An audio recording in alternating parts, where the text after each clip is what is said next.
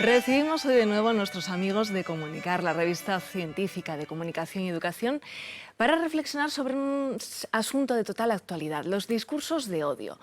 ¿Quiénes los emiten? ¿Cómo se propagan? ¿Cómo los podemos combatir? Bueno, pues de todo esto queremos hablar hoy con los doctores Francisco Segado y Rafael Repiso. ¿Qué tal? Muy buenos días. Hola, Bienvenidos. buenos días. Contadnos, ¿qué son los discursos de odio? Porque es algo de lo que hablamos ahora últimamente mucho, pero vienen de atrás, ¿no? No son algo nuevo. Sí, los discursos de odio prácticamente son cualquier mensaje que sirve para denigrar o para menospreciar a un colectivo. Pues pueden ser discursos de odio dirigidos a colectivos por motivos de religión, de raza, de nacionalidad, de orientación sexual, así cualquier mensaje que sirva para decir todas estas personas de esta orientación sexual son unos degenerados, sería un discurso de odio. Del mismo modo, también podemos entender por discursos de odio todas las críticas o todos los mensajes destinados a humillar a una persona en razón de su pertenencia a estos colectivos. Por ejemplo, insultar a un futbolista por pertenecer a una determinada raza o a un actor por su orientación sexual también podría entrar dentro de esta concepción de discursos de odio. Lamentablemente, se trata de un fenómeno que no es particular o que no es exclusivo de nuestro contexto actual, sino que se ha dado a lo largo de prácticamente toda la historia. Basta con irnos a la Edad Media y encontramos toneladas de documentos hablando de ese odio a los judíos, de ese antisemitismo. Y si nos fuésemos incluso aún más lejos, a la Roma imperial, encontraríamos también toneladas de evidencias criticando a todos los que no pertenecen al imperio, tachándoles de bárbaros, de inferiores culturalmente y racialmente incluso. Nos encontramos con distintas modalidades de este tipo de discursos. ¿Se pueden presentar de distintas formas? A mí personalmente me gusta concebir los discursos de odio dentro de una escala.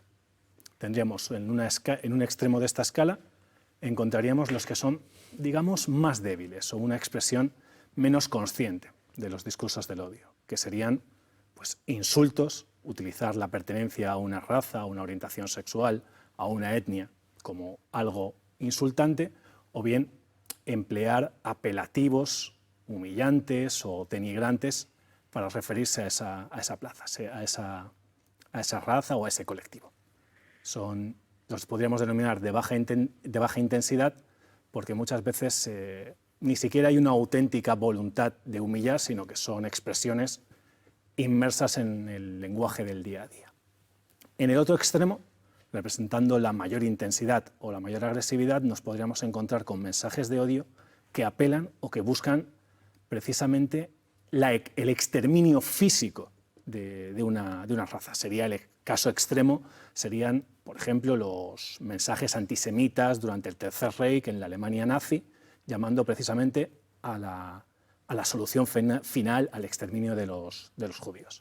Ahora, entre estos dos extremos, entre el de menor intensidad y el de mayor intensidad, podemos encontrar distintas gamas o distintas variedades que podríamos denominar intermedias.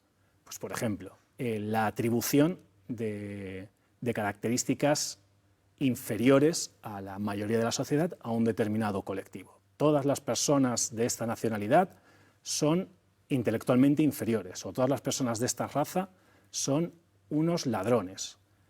La atribución de características negativas o incluso de hechos delictivos. Todas las personas de esta nacionalidad son unos violadores, o todas las personas de esta religión son unos terroristas. Y por eso podemos encontrar diversas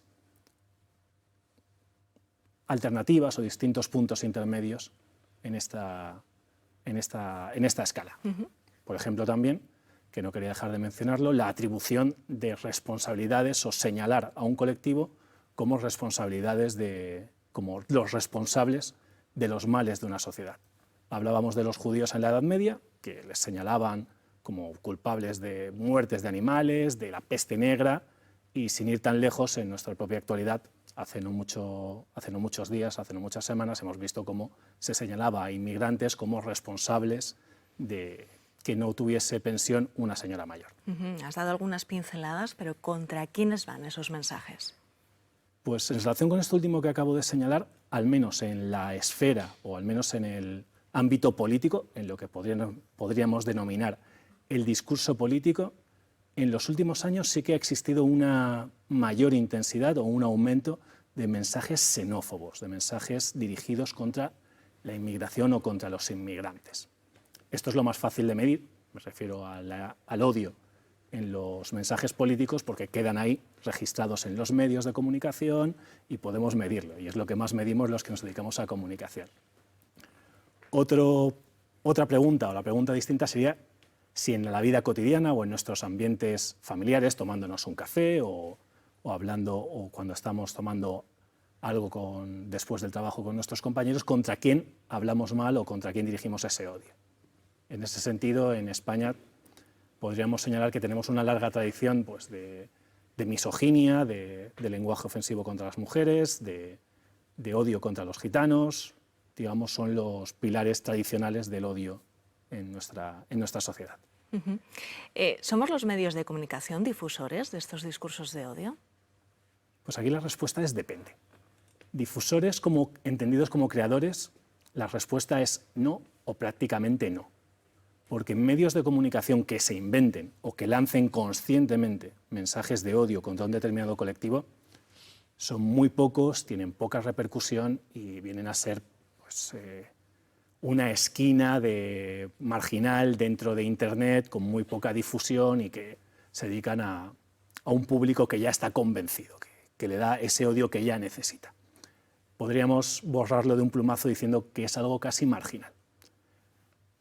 Ahora, esto no quiere decir que los grandes medios de comunicación, la prensa y sobre todo la televisión, no tengan responsabilidad en la circulación o la difusión de estos mensajes de odio. No es tanto que se inventen o que lancen estos mensajes como que sirven de megáfono o hacen de eco a ese odio que lanzan otros actores, sean políticos o sean sociales. A mí me gusta señalar que es una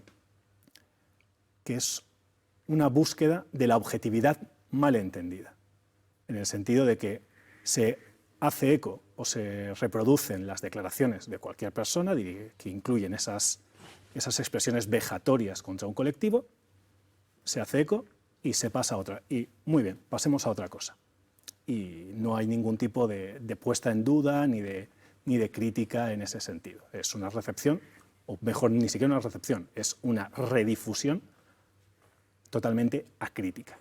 Esa es para mí la responsabilidad de los medios de comunicación en ese sentido. Claro, tenemos los medios de comunicación tradicionales, pero también están Internet, las redes sociales, los medios online que difuminan muy rápidamente después esos mensajes. Sí, en ese sentido yo creo que los medios de comunicación, a eso me refería, por un lado, con los medios marginales, que las redes sociales y sobre todo algunos medios exclusivamente digitales, que son medios de nicho, son los responsables de incendiar en ese sentido. Ahora, nosotros como personas, nosotros como usuarios, sí que tenemos una cierta responsabilidad a la hora de compartir y de difundir esos mensajes.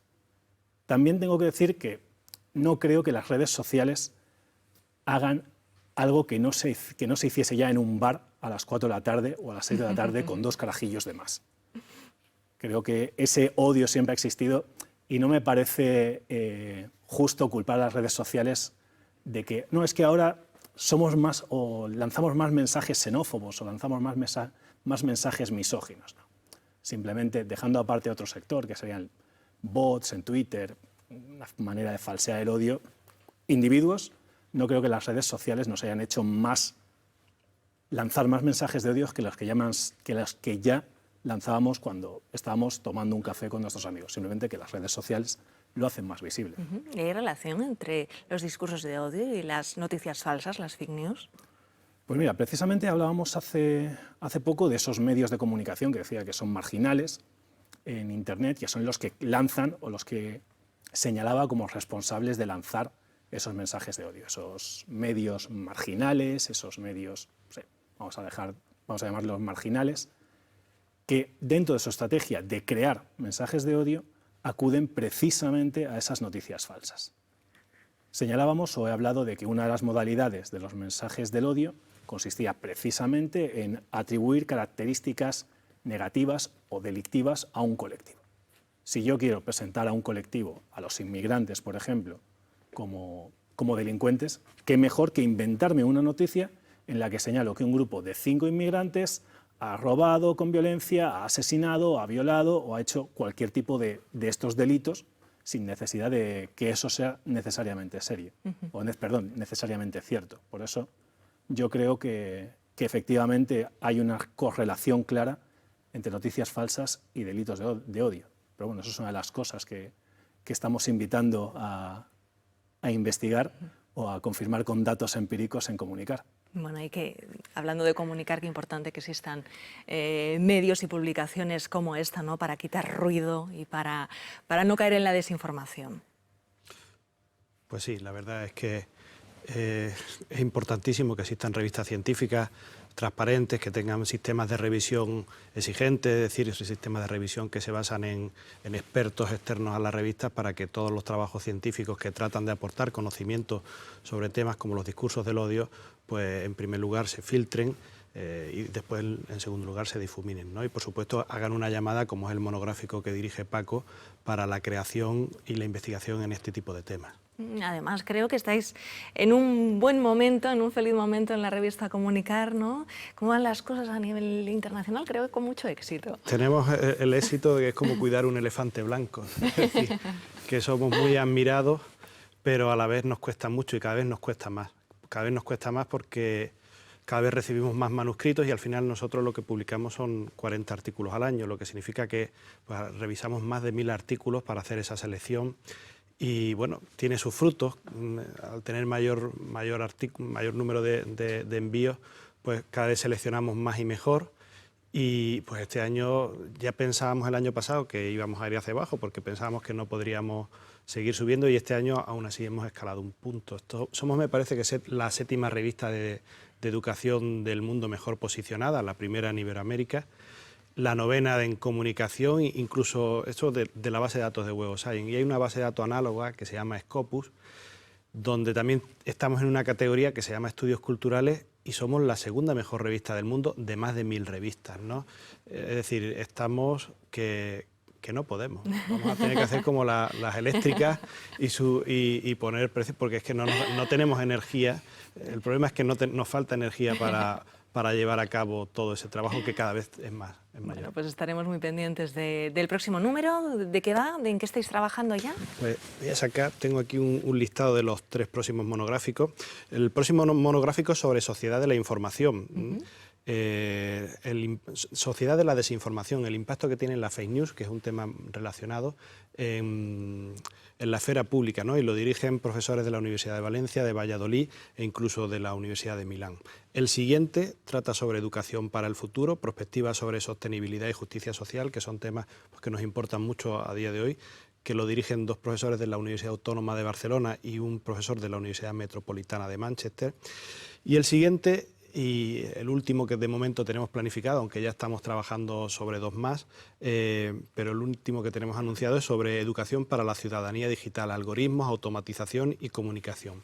Editado por una profesora de Santiago de Compostela, un profesor de la Universidad de Vieira Interior y un investigador de Harvard, ¿no? Esta idea de que la educación del futuro pasa también por la informática, por la automatización, que buena parte de las profesiones y de los procesos administrativos que hacemos a día de hoy tienen componentes informáticos importantes y esto se tiene que estudiar e introducir en los elementos educativos de los chicos y de los universitarios y demás, ¿no? Pues porque nos va cambiando la vida. Estaremos muy atentos. Rafael, Francisco, muchísimas gracias por acompañarnos hoy. Muchas gracias por invitarnos.